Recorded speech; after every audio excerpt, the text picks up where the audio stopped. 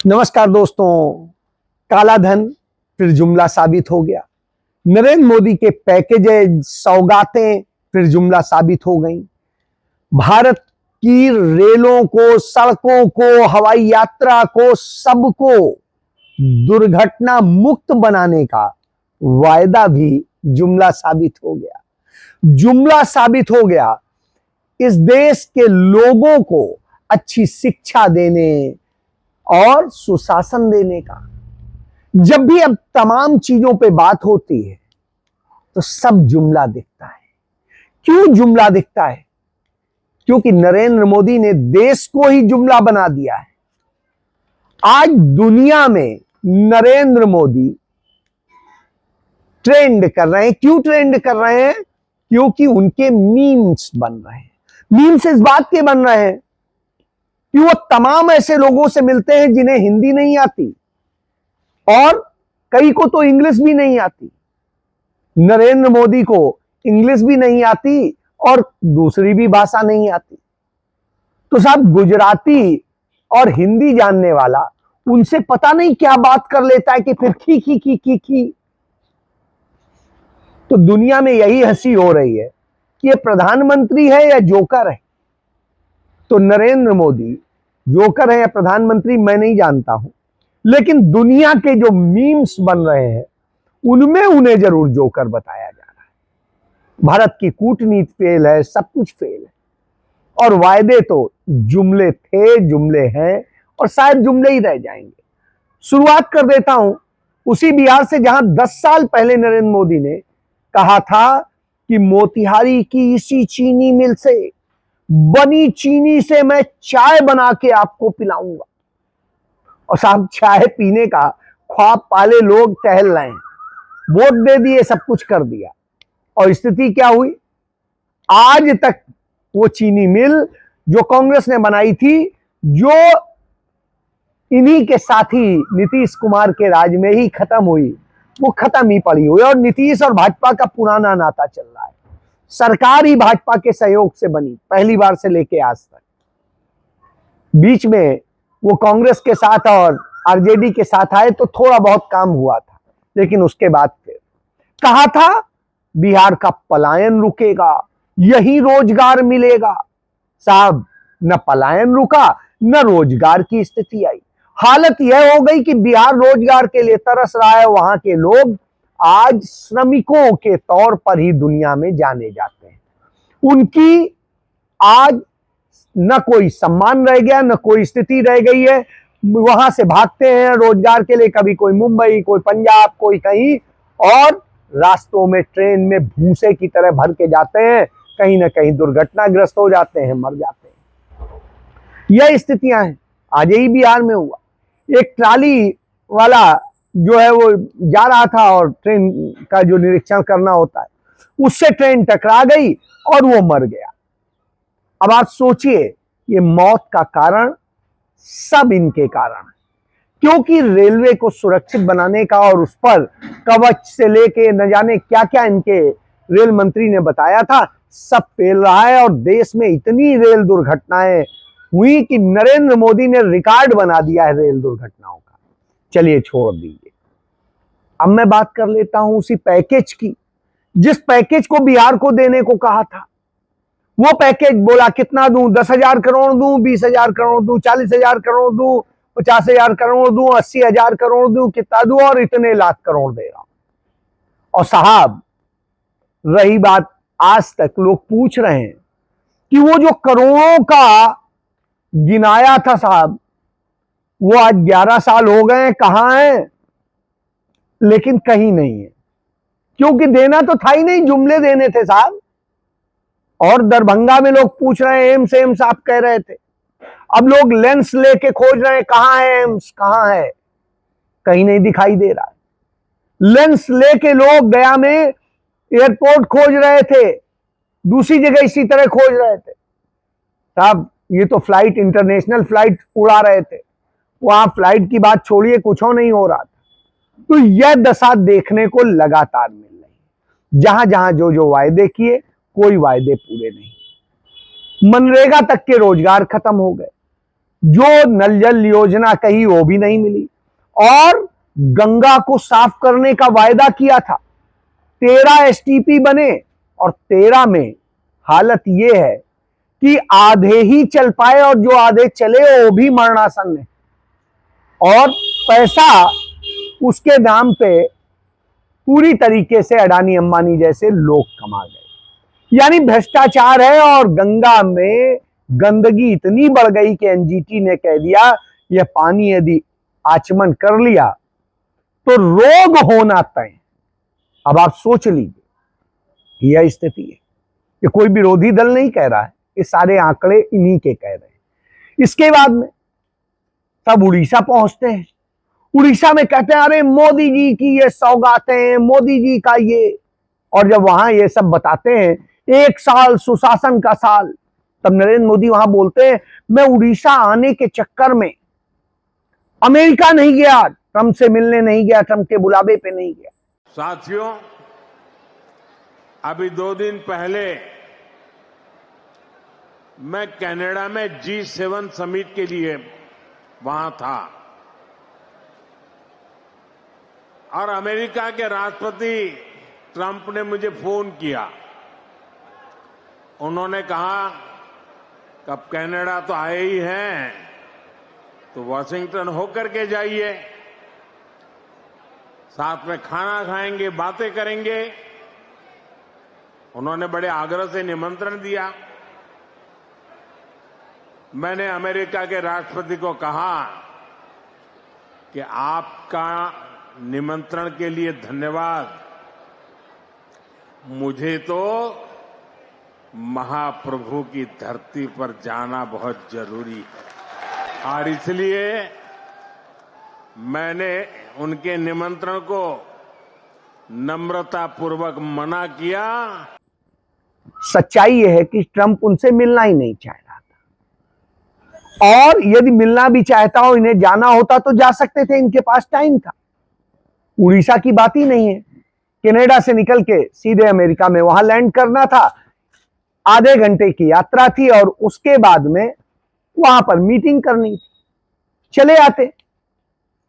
Extra केवल 6-7 घंटे का लगना था, लेकिन वहां इसलिए नहीं गए क्योंकि साहब उसने बुलाया नहीं था। लेकिन यहां एहसान जता रहे हैं उड़ीसा के लोगों को, क्योंकि उड़ीसा तो आप 3 दिन बाद आ रहे हो, वहां तो जाना था 3 दिन पहले। यानी झूठ बोलने का रिकॉर्ड बना रखा है इस प्रधानमंत्री। यह हालत है नरेंद्र मोदी। और फिर वहां सौगात, क्या सौगात, 1 साल कंप्लीट हो गया।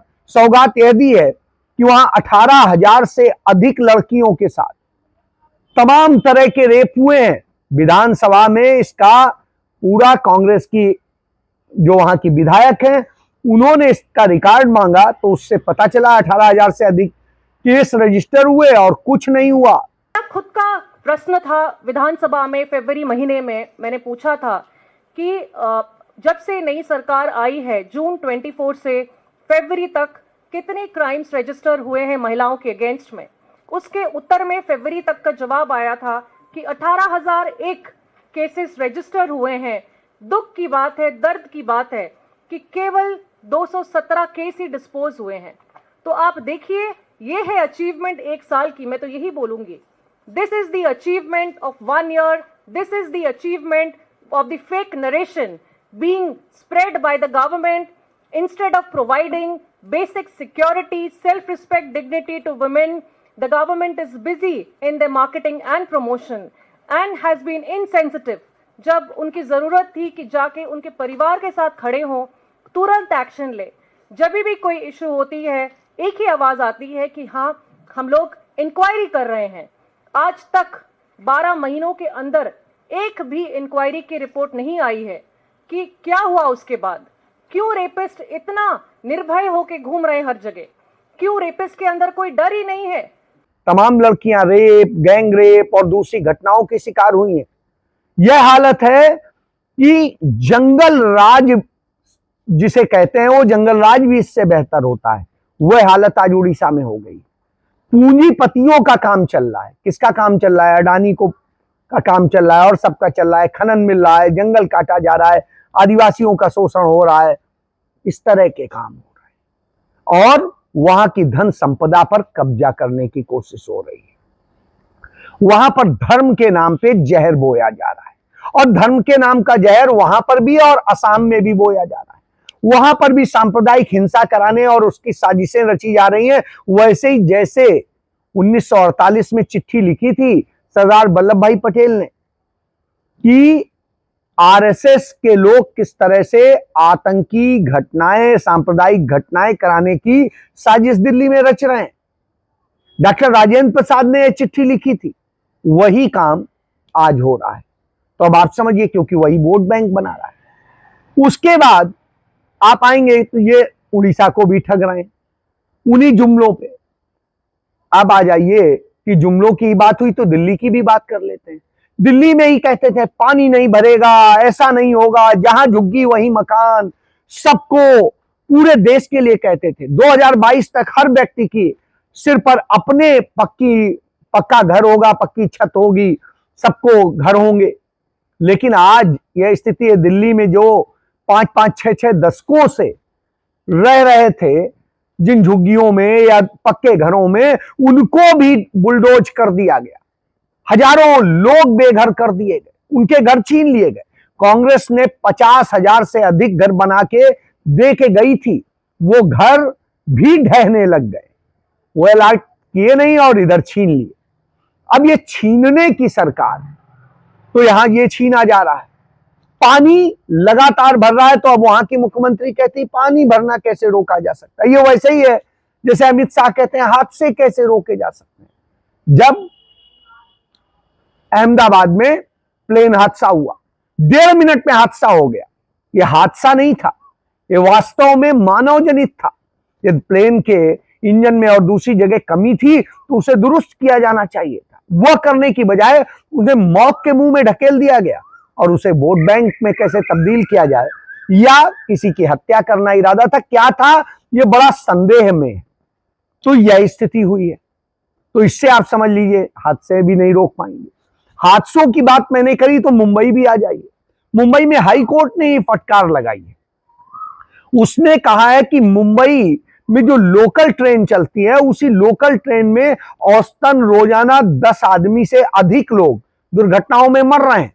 और ये दुर्घटनाएं इस कारण से नहीं है कि कोई प्राकृतिक हो या दूसरे कारण, ये मानव जनित है। रेलवे की कमियों के कारण कभी दरवाजा खुल जाता है, कभी कुछ हो जाता है, कभी कुछ हो जाता है। तो इस तरह की दशा है, लटक करके यात्रा करने को मजबूर है क्योंकि उसकी व्यवस्थाएं नहीं बढ़ाई जा रही। अडानी अंबानी के लिए पैसा दे दिया जाएगा, उनके लिए सब किया जाएगा, लेकिन आपको मौत के मुंह में ढकेला जाएगा। तो अडानी को दे दिया जाएगा धारावी, जिससे वो वहां के एमएसएमई सेक्टर के पूरा जो हब है, दुनिया का एक बहुत बड़ी आइडियल जगह थी, वो छीन ली जाए। कैसे वहां का हुनर छीन लिया जाए, क्योंकि कारपोरेट कैसे कब्जा करेगा। यदि वो बनाते रहेंगे तो कारपोरेट का काम तो नहीं हो पाएगा। इसलिए उन्हें बर्बाद करने, और फिर जमीनें भी सौंप दी जाएंगी। वहां की जमीन दे दी और वहां के अलावा उससे ज्यादा डबल जमीन दूसरी जगह दे दी। इस तरह से अडानी को वहां की कीमती जमीनें भी दे दी, पैसा भी दे दिया और ये सब कुछ दे दिया और लोगों को बेघर करने का सर्टिफिकेट दे दिया। इसके अलावा आप देखिए, ये इसी तरीके से अडानी अंबानी और सबको और वायदे किए थे वहां कि पानी भी मिलेगा, पानी भी आज तक नहीं मिल रहा है। पानी के लिए लोग तरस रहे हैं। स्वास्थ्य की बात की थी, स्वास्थ्य नहीं मिल रहा है। रोजगार की बात की थी, वो नहीं मिल रहा है। और उद्योग नए लाने की बात की थी, वो भी छिन गए। यानी महाराष्ट्र से भी इसी तरह धोखा किया, जैसे दिल्ली से किया, बिहार से किया, उड़ीसा से किया। तो वह स्थिति है। और उसके बाद में जो सबसे बड़ी चीज है वो ये है कि बिहार, बंगाल और इन सब की जो बातें मैंने आपको बताई, इसके साथ साथ महाराष्ट्र में जो सबसे बड़ी चीज है वो औद्योगिक नगरी कही जाती है। कहते थे हम काला धन लाएंगे और काला धन ला करके सबको 15-15 लाख रुपए देंगे। ईडी से हम जो जब्त करेंगे वो भी आप लोगों को देंगे। अब स्थिति क्या है? अब सरकार का रिकॉर्ड आया कि 2023 के मुकाबले यानी 2 साल में जो स्विस बैंकों में धन था वो 3 गुना बढ़ गया, 37,000 करोड़ से 37,500 करोड़ से ज्यादा धन हो गया। क्या क्या नहीं बोला। और ये 2014 से तुलना कर लें तो 10 गुना ज्यादा बढ़ गया। आतंकवाद खत्म यानी होगा। काला धन तो असल में मोदी की सरकार में वहां गया। हवाई चप्पल नोटबंदी के नाम पे काला धन सफेद किया गया, जीएसटी के जरिए खेल किया गया, दूसरे और तमाम तरीके से खेल किए गए, मनी लॉन्ड्रिंग शुरू हुई, ईडी और सीडी सब बना करके सिर्फ विपक्षी नेताओं को परेशान किया गया। असली जो काला धन को सफेद करने वाले या मनी लॉन्ड्रिंग करने वाले लोग थे उन्हें संरक्षण दिया है इस सरकार। तो यह स्थिति है। क्यों? क्योंकि आपको सिखाया जा रहा है कि अंग्रेजी मत पढ़िए, अंग्रेजी पढ़ेंगे शर्म आएगी, अंग्रेजी में ये होगा। जबकि दुनिया में यदि आप जाएंगे तो अंग्रेजी ही आपको बचाती है, अंग्रेजी ही आपको दुनिया में उच्च स्तर पर लेके आती है। और यही तो ये नहीं चाहते। आरएसएस बीजेपी का एजेंडा सदैव रहा है कि आप पढ़े लिखे ना हो, आप बहुत काबिल ना हो, आप ज्ञानवान ना हो और आप वैश्विक जगत पे स्थान बनाने की स्थिति में ना हो। क्योंकि आप जब ऐसे गोबर दिमाग होंगे तो सवाल नहीं करेंगे। इसलिए और अंग्रेजी आती होगी तो दुनिया की चीजों को पढ़ेंगे समझेंगे तो आप सवाल करेंगे। इसलिए इन्हें परेशानी। नरेंद्र मोदी दुनिया के देशों में जाते हैं और जब खिलखिलाते हैं, हंसते हैं, उन बातों पे हंसते हैं जिन्हें अंग्रेजी नहीं आती, हिंदी नहीं आती, और दोनों लोग क्या समझ ले रहे हैं, क्या बात कर ले रहे हैं, क्या हंस ले रहे हैं, समझ में नहीं आता। तो इसीलिए मीम बन रहे हैं। भारत के प्रधानमंत्री मजाक बन गया है दुनिया में। और जब प्रधानमंत्री मजाक बन गया हो तो किसकी इज्जत गिरती है? देश की इज्जत गिरती है। इसी बात को लेकर राहुल गांधी बार बार कहते हैं बच्चों को अंग्रेजी पढ़ाना बेहद जरूरी है। अंग्रेजी उनकी ताकत, और अंग्रेजी यदि बेहतर होगी तो हमारे बच्चे दुनिया में तमाम जगह स्टैब्लिश होंगे, तमाम जगह अच्छे होंगे, और उनको यदि भारत में नहीं तो दुनिया के दूसरी जगह जॉब मिलेगा, वो आगे बढ़ेंगे।